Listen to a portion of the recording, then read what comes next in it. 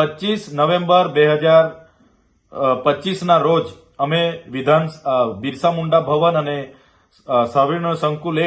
મંત્રીશ્રીને મળ્યા અને અમે રજૂઆત કરી કે દિન 15માં જો 2024-25ની શિષ્યવૃત્તિ જમા નહીં થશે તો અમે દિન 15 બાદ અમારે રચનાત્મક કાર્યક્રમો ગાંધીનગરમાં આપવા પડશે, જેને ધ્યાને લઈને ગત રોજ ગુજરાત સરકારના આદિજાતિ મંત્રી શ્રી નરેશભાઈ પટેલ દ્વારા પ્રેસ વાર્તા દ્વારા જણાવવામાં આવ્યું છે કે 24-25ની 460 કરોડ પોસ્ટ મેટ્રિક શિષ્યવૃત્તિ અમે જમા કરીએ છીએ, જે એમના નિર્ણયને અમે સહજતાથી આવકારીએ છીએ। સાથે સાથે અમારા બીજા 3 મુદ્દાની પણ એમને રજૂઆત હતી કે જે ખોટા આદિવાસીના જાતિના દાખલા, કેટલાક ખોટા લોકોએ આદિવાસીના જાતિના દાખલા ઉપર નોકરી અને શિક્ષણમાં પ્રવેશ મેળવ્યો છે, એમની પણ તપાસ કરીને એમને દૂર કરવામાં આવે, કાર્યવાહી કરવામાં આવે, એવી એક અમારી માંગણી હતી। બીજી કે જે હમણાંની ભરતી પ્રક્રિયામાં 40% મેરિટ ફરજિયાત આદિજાતિના ઉમેદવારોએ લાવવું એવી જે પ્રક્રિયા બનાવી છે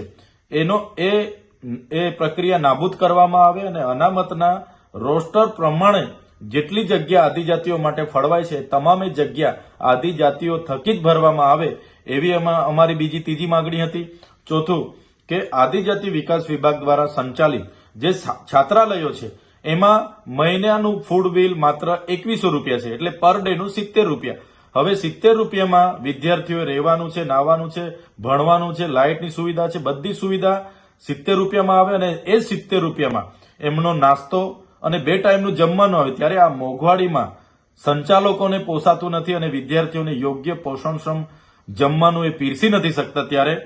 2100 રૂપિયાથી ફૂડ બિલ વધારીને 3000 થી વધુ કરવામાં આવે એ પણ અમારી માંગણી હતી। ત્યારે મંત્રીશ્રી સત્વરે આ બીજી પેન્ડિંગ રહેલી 3 માંગણીઓ બાબતે